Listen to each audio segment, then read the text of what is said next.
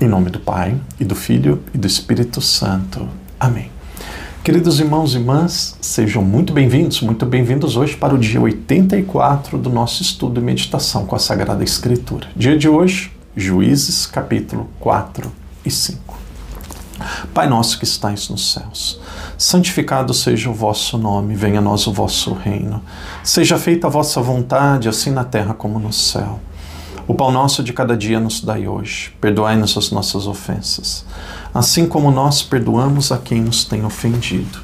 E não nos deixeis cair em tentação, mas livrai-nos do mal. Amém.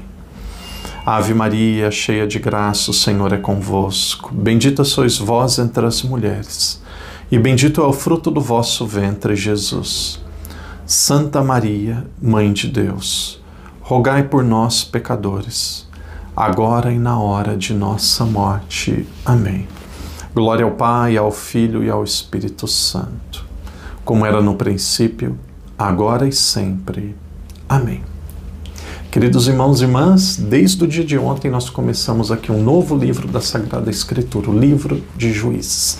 Ontem foi um dia longo, mais de 20 minutos, então para nós organizarmos bem a ideia, bem o nosso pensamento, bem o nosso estudo, principalmente do livro agora de Juízes, vamos fazer aqui em 3 pontos um breve resumo do que nós vimos ontem, dar um passo para trás para edificarmos, para consolidarmos aquilo que foi estudado, e aí depois nós avançamos hoje com 4 juízes. Então o que aconteceu? O padre disse assim, qual o período que esse livro foi escrito? Então esse livro ele é escrito depois da morte de Josué. Depois da morte de Josué não havia uma liderança fixa, uma liderança que de fato era uma grande referência, uma liderança de grande expoente. Então, antes dos reis, depois de Josué, nós temos aqui este período histórico que nós chamamos de período dos juízes. Como que o livro é dividido? O livro é dividido em 3 partes. Primeiro, 2 capítulos, o começo do 3º capítulo até o capítulo 3, versículo 5, nós temos aqui a apresentação, a justificação da necessidade dos juízes. Depois o conteúdo maior do livro, do 3, 6, até o final do capítulo 16, nós temos aqui os 12 juízes. E aí, por fim, nós temos um período de anarquia, sempre repetindo que naquele tempo não havia rei, justificando o início da monarquia. Então nós temos aqui o período histórico, que é entre Josué e os reis. Nós temos aqui essas 3 partes do livro. A primeira delas, a justificativa porque que precisava de juízes, depois os 12 juízes e, por fim, período da anarquia. E aí nós temos também um ciclo que ele vai repetindo-se e cada vez mais a situação vai ficando grave porque as pessoas se corrompem, cada vez mais os juízes vão sendo cada vez mais imorais e cada vez mais distantes daquilo que Javé desejava. Então, qual que era esse ciclo? Primeiro o povo peca. Depois que o povo peca, o povo era oprimido. Depois que ele era oprimido, e quando nós estamos sofrendo, normalmente é isso que acontece o clamor. Depois do clamor, vinha o libertador, que era o juiz. E aí depois vinha o período de paz. E depois acontecia a mesma coisa. Se vocês puderem, tenham a Bíblia que nós vamos... Uma vez eu disse assim, meio brincando, assim de forma espontânea, temos que matar e mostrar o pau. Aí uma pessoa colocou no comentário, eu gostei. Ela falou, padre, matar a cobra e mostrar o pau, isso não adianta nada, você tem que matar a cobra e mostrar a cobra morta. Mostrar o pau não prova nada. Então vamos matar a cobra e mostrar a cobra morta. Vamos provar aquilo que o padre está falando. Essas 5 palavras-chave, elas vão aparecer na história aqui desses 6 juízes que nós chamamos de juízes maiores. Então, quem tiver a Bíblia, nós vamos... Padre, hoje é capítulo 4 e 5? Mas nós começamos ali um pouquinho da segunda parte do capítulo 3, a partir do versículo 6. Então veja ali, versículo 7. Os israelitas fizeram o que é mal aos olhos de Israel, pecado. E aí depois nós vamos ver, então o rei fizeram mal aos olhos de Javé. Esqueceram Javé, seu Deus, para servir a Baais e as Aceras. Então a ira de Javé se acendeu contra Israel e os entregou nas mãos do rei de Arã. Os entregou o que é? Opressão. E aí depois vamos lá no versículo 9. Os israelitas clamaram a Israel, clamaram e Javé. Os israelitas clamaram a Javé e Javé lhes suscitou um Salvador que os libertou, Otoniel. Então, que libertou, o que significa? Paz. Então, é isso. Tem o pecado, tem a opressão, tem o clamor, tem um juiz que é o libertador e depois tem paz. É isso que aconteceu. Então, o primeiro juiz foi Otoniel. Aqui nós temos um conflito contra o rei de Arã. E aí, Otoniel, ele foi o primeiro juiz, não temos muitas informações sobre ele. O texto diz apenas que depois que ele morreu, nós tivemos ali um período de paz na terra, que os israelitas, eles viveram sob o poder deste rei Arã por 8 anos. E aí depois nós temos aqui o primeiro juiz, que foi Otoniel. E depois dele a terra descansou em paz durante 40 anos. Aí o que aconteceu de novo? Começa o mesmo ciclo. E aí depois nós temos Aod. Veja ali no versículo 12. Olha que interessante, os israelitas recomeçaram a fazer o que era mal, pecado, aos olhos de Javé. E Javé fortaleceu Eglon, rei de Moabe, contra Israel. Então, o que aconteceu? E aqui o que nós vamos ver? Fortaleceu, e aí depois na sequência vai dizendo que os israelitas serviram Eglon, rei de Moabe, por 18 anos. O que significa serviram? Eram oprimidos. E aí depois nós vamos versículo 15. Então os israelitas clamaram a Javé. E aí depois no versículo 16, Aod fez para si, e aí vai dizendo que vamos voltar no versículo 15. Então os israelitas clamaram a Javé, e Javé lhe suscitou um Salvador. O libertador, Aod, filho de Gera, benjaminita, da tribo de Benjamim, homem canhoto. E aí depois vai mostrando como que ele fez a salvação e vai mostrando que ele se tornou o libertador. E aí depois, o padre vai voltar depois em Aod, veja ali com Débora, mesma coisa, capítulo 4. E aí depois temos juiz menor. Então, primeiro juiz, Otoniel. Segundo, Aod. Terceiro, Samgar, que foi um juiz menor. Depois o quarto, Débora e Baraque, que trabalharam juntos, mas a principal é Débora. Veja ali em Débora, o mesmo ciclo, novamente, capítulo 4, versículo 1. Depois da morte de Aod, os israelitas começaram a fazer o que era mal aos olhos de Javé. E Javé os entregou a Jabim, rei de Canaã, que reinava em Assor. O chefe de seu exército era Sísara, que habitava em Arosete Goim. Então os israelitas clamaram a Javé, porque Jabim tinha 900 carros de ferro e tinha oprimido duramente os israelitas por 20 anos. Nesse tempo, Débora, uma profetisa, e aí mostra que é Débora, e depois o povo tem paz. Então é sempre o mesmo ciclo: pecado, opressão, clamor, libertação e paz. Quando nós falamos de Aod, o padre gostaria que é um dos juízes que nós temos mais informações. Eu percebi aqui 10 pontos nesse juiz que nos ajuda a compreendermos bem este segundo juiz de Israel. Quando nós vemos em Aod, ele foi escolhido para ser juiz, e aí o que ele fez? Havia um rei, que era o rei do território inimigo, que era o rei de Moabe. E aí nós temos aqui o nosso querido mapa. Quem está nos grupos de WhatsApp já recebeu o mapa. Então, nós temos aqui, o padre vai colocar onde que estão os moabitas, perto da tribo de Ruben, perto do Mar Morto.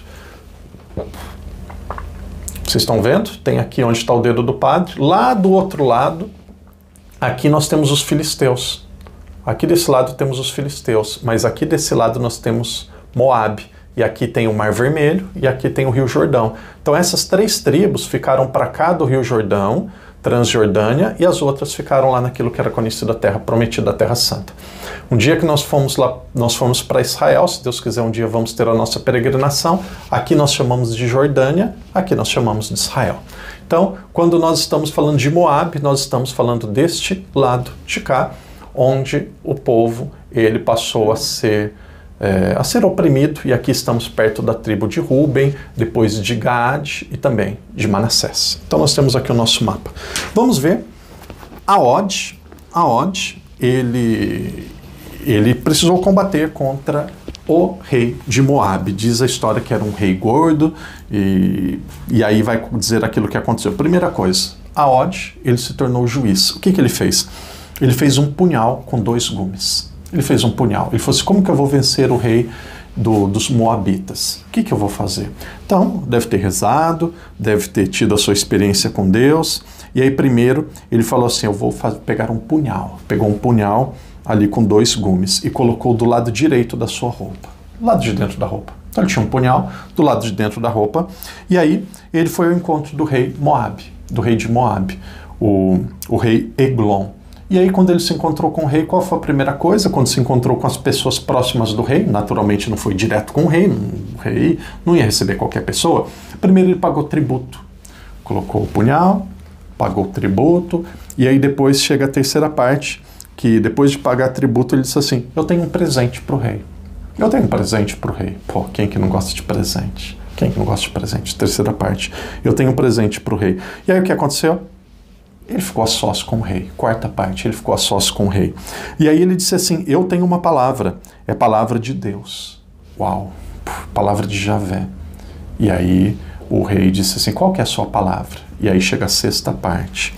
Primeiro, ele coloca o punhal do lado. Segundo, ele paga tributo. Terceiro, ele diz que tem presente. Quarto, fica a sós com o rei. E ficando a sós com o rei, ele diz que tem uma palavra para o rei. E aí depois o sexto, ele crava o punhal no rei, aqui nas vísceras do rei, um rei gordo, e aí as vísceras até saíram para fora. Ele crava um punhal no rei. Esta é a sexta parte, e aí depois o rei acaba falecendo. Sétima parte, ele sai da sala do rei, ele coloca um ferrolho, ele tranca aquela porta, e o rei fica lá dentro trancado. E aí depois as pessoas pensaram assim, foram lá, depois que ele saiu, depois que Og saiu, disseram assim, olha, o rei está descansando, a porta está fechada, e deixaram ele por muito tempo. E aí, ele ficou lá muito tempo e não saía da sala, e aí, de repente, eles foram abrir a sala. Essa eu chamava de nona parte. Quando eles saíram da sala, eles perceberam, quando eles a sala estava fechada, quando eles voltaram para a sala para ver o que tinha acontecido, porque que o rei não saía, estava demorando muito tempo, foram lá e viram que o rei estava morto. E aí, sem o rei, ficou mais fácil de Israel atravessar o Jordão, porque o grupo, esse reinado de Moabe estava do outro lado do Mar Morto, do outro lado do Jordão, atravessaram ali o Jordão, foram combatê-los, estavam sem rei e foram vencidos. E depois que Israel venceu Moabe por liderança, com o juiz Aob, depois desse tempo tiveram ali mais ou menos 80 anos de paz. E aí depois de 80 anos, o padre leu agora capítulo 4 de Débora, depois o capítulo 5 de Débora é um canto. O que aconteceu? O povo peca. O povo depois, ele passa por um jugo, aqui é o rei de Canaã. É o rei de Canaã, que nós já estamos em outro lugar de Israel. E aí depois nós já estamos em outro lugar. O povo peca, o povo é oprimido. Depois o povo clama, depois o povo encontra um libertador. Quem que é libertador? Débora, e ela pede ajuda aqui de outra pessoa que era muito próxima dele, que era da tribo também de Débora, que era Baraque. E aí depois vem o período de Débora. Qual que era essa tribo? Ali nós já estamos mais para o norte, nós estamos na tribo de Neftali, ou Neftali. Aqui nós já estamos bem no norte, na tribo de Neftali ou Neftali. Aqui é mais ou menos onde hoje é a Galileia, mais ou menos na região onde Jesus nasceu, ali no norte, onde Jesus viveu. Jesus nasceu em Belém, lá no sul, mas ele passou a maior parte da sua vida lá no norte. Então, Débora, ela de repente escolhe uma pessoa para combater junto com ela, e ela escolhe um homem chamado Baraque. E aí Baraque, ele sobe no Monte Tabor, depois de um tempo no Monte Tabor ele desce com 10.000 combatentes, ele vence o rei de Canaã. E aí o que acontece depois que ele venceu o rei? Aí nós temos o canto de Débora. Nesse canto de Débora, ela agradece a Deus, porque através de uma guerra santa, eles venceram os inimigos, ela exalta as tribos que combateram com ela, e aí depois ela reclama é uma provocada nas tribos que não foram fiéis, que não combateram, que não ajudaram naquele momento de guerra. Então veja, que fique muito claro, aqui esses povos, tanto de Moabe, tanto os filisteus e depois os moabitas, Edom, todos esses povos, eles não combatiam contra Israel todo. Eles combatiam contra uma determinada tribo, um determinado território. E aí algumas vezes todo Israel se unia para defender aquele irmão, aquele pedaço de terra que estava sendo combatido. E aí surgia um juiz de onde que surgia? Localmente, no local onde estava sendo atacado. Para terminar o vídeo de hoje, o padre eu vou tentar fazer com palavras ainda mais simples, e aí as pessoas vão conseguir entender. Alguns possivelmente já estão dizendo assim: padre, até aqui estava indo bem, agora já está ficando confuso, agora já estou perdendo o fio da meada. Não está confuso e não está perdendo o fio da meada. Respira fundo, se tiver aí na sala de casa, coloca a almofada assim no colo, segura a almofada, dá uma respirada, fica bem tranquilo. Em 2 minutos agora nós vamos fazer uma amarrada em tudo isso e ninguém vai se perder. E quem já se encontrou, está entendendo, percebendo, vai ficar ainda mais claro. O povo chegou na Terra Santa. Eles chegando na Terra Santa, na Terra Prometida, ali não estava abandonado. Era preciso que eles enfrentassem adversários e vencessem batalhas. E eles chegando, ali haviam 12 irmãos, 12 tribos, e eles foram se organizando em lugares diferentes. E aí os vizinhos, os outros povos, eles não aceitaram pacificamente. De repente chega alguém e pega a terra deles e quer aquela terra. Eles não aceitaram. Então era preciso conquista. Era preciso conquista. Mas, padre, por que era preciso tirar os povos que já estavam na terra? Primeiro, essa terra era dos descendentes de Abraão. E se não tirasse, ia continuar tendo as adorações, os costumes, os jeitos antigos. Os filisteus, por exemplo, eles sacrificavam até crianças. Então, eles conquistaram a terra, habitaram na terra, mas constantemente, povos vizinhos, ou os antigos que antigamente moravam naquela terra, eles ressurgiam, eles se revoltavam e tentavam invadir Israel, tentavam recuperar a terra ou conquistar aquela terra. E aí, para isso, era preciso defesa. Não tinha Josué, não tinha Moisés, então começou a surgir lideranças regionais. Essa liderança era chamada de juiz. Até que vai chegar um período ali no final do livro dos juízes, eles percebem que os juízes não conseguiam responder mais, que os juízes cada vez mais estavam mais corruptos. E o último deles foi Sansão. E aí, nesse período de corrupção, foi necessário surgir um rei. O povo aqui está na Terra Santa, precisa uma liderança. E essa liderança, que era local, não sobre todas as tribos, recebe o nome de juízes.